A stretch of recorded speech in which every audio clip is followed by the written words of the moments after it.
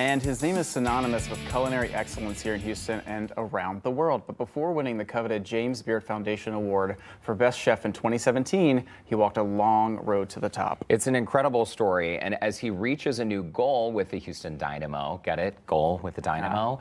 We are so happy to be joined by Chef Hugo Ortega to chat about his inspiring journey. Hugo, it's so great to see you. Thank you so we're much. Big fan. Round of applause for Hugo. Thank you. We love you and your family, and your brother is so kind. Your backstory really is incredible because you were born in Mexico City and you're the oldest of 8. Is that correct? That's correct. Okay, so you come from a very big family. Yeah.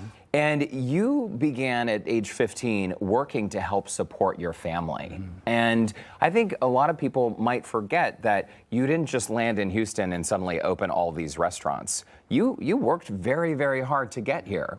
Tell us about that very first job you had. Well, I mean, it's those kind of wonderful things, right? You come to a new city, new country, and you try your best, and you are relentless, and that's part of the discipline and all those wonderful things. So the thing is, I never see where I came from. I never see back. I use that as an inspiration for what I can put together. Yeah. The knowledge that I got from wonderful people, my grandmother, my mom, my family, the traditions along the great country of Mexico, which, there is not one like Mexico, right?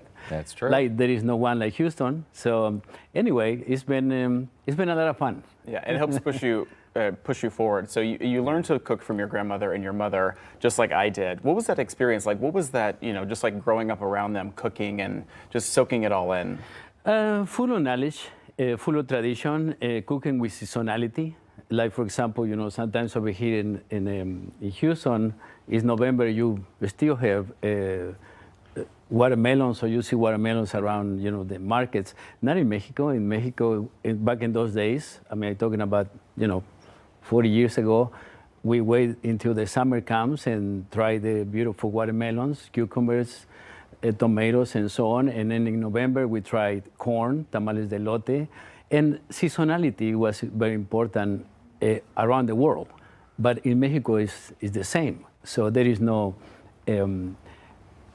irrigation or things like that. You basically eat what Mother Nature gives by season. I love that. Yeah, you eat what's available. Yeah. So when you landed in Houston, you started working as a dishwasher, and that's where you started improving your English and learning the restaurant business. You also supplemented that income by cleaning office floors. I mean, these sound like very difficult jobs. And later, I didn't realize you had no place to live. Yeah. Was it always your goal to own a restaurant? And during that time, I can imagine how scary that must have been, to be working really hard and also to have no home to call your own.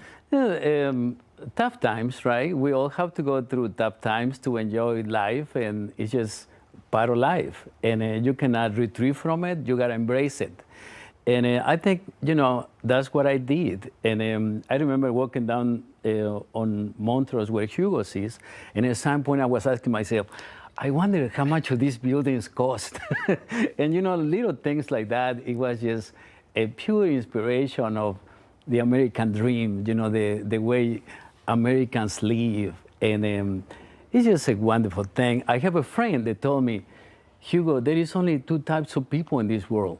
The ones that born in America and the ones that want to come to America. So, that's the answer to many of us. It's just wonderful to be part of this incredible culture. Yeah, right? And Houston has a great culture too. And, Hugo's, you opened in 2002, Caracol 2013, Sochi 2017, and Urban 2021. That's a lot of restaurants. What keeps you going? What keeps you wanting to do more? And I think opportunity, for, in this case, for my daughter Sofia, or Chef Julio from Urbe is here. He graduated from HEC.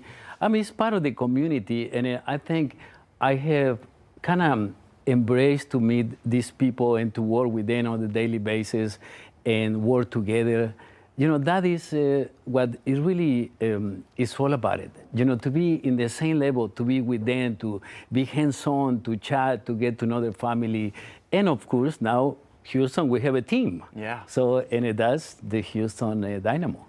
The Houston Dynamo. By the way, fun fact, You wanted to be a soccer player when you were a kid. That was your dream. I have the great opportunity to one of the club, right, the Soccer Club of America, and I have an uncle. He support me to a certain point, and then unfortunately, at some point when you make the B team, things start getting very expensive, and you start going to places, and just like that, my youth soccer days were over. Oh, you're doing just fine. Yeah, I'm glad you chose your career where you're going because we love you and we love your food. Well, it's perfect partnership. Sorry to jump in, but now this partnership with the Dynamo and Dash, it's kind of perfect. You are realizing the soccer part of your dream in some way. Exactly. They say soccer player, professional soccer player, they say that the career to be a soccer player is very short. So here I am. You can cook until you want to, I guess. That's true. And I mean, the proof is in the pudding or in the margaritas. Because you've had such a long career now. Yeah. America is built on immigrants, right? And I think you have the most beautiful story of an immigrant. These are some of the dishes that we're going to be able to find at the new Shell Energy Stadium. It all looks so beautiful. I love that the margaritas are available as well, the Hugo Rita. And before we take a quick commercial break, because we're going to have more with you coming up in a moment, I want to brag about some of your accomplishments. So you were the first Mexican-born chef to win a James Beard Award. This was in May of 2017. You can see the smile on your face. What an incredible honor. Since then, your restaurants have been named Top Table by Bon Appetit, Best Restaurants in America by Eater. The list goes on and on. You even had Hugo Ortega Day in Houston, named by Mayor Sylvester Turner in honor of you and your accomplishments. So I know you're a very humble, kind person. Do you ever take a moment to just sit back and reflect on all of the things that you have been able to accomplish? I mean, and it's not like you had the world handed to you on a silver platter. You worked for everything you earned. Well, I mean, it's all that is incredible, right? To a certain degree, especially, for an immigrant. But the most thing always would be to accomplish something tomorrow, to give opportunity to somebody else in the, the days to come. And you got to embrace that. What accomplished is part of this community, is part of these incredible people. They share, some of them, they share the same success with me, being my friends, working in the kitchen together, embrace each other for the past 20 years. And so, these are your brothers. Oh, there you go. Always looking ahead to what's next. I love that. We need more people like you. We do, and you're very modest, but you deserve every award you've ever won. Thanks so much. You do. Absolutely. Thanks for being here. Thank you so much. All right, when we come back, we're cooking with Chef Hugo Ortega and how you can make his famous birria tacos at home. I hope I said that correctly. And hopefully more margaritas. We'll find out. More margaritas, maybe? Absolutely. Okay, right. Don't go away. Houston Life will be right back.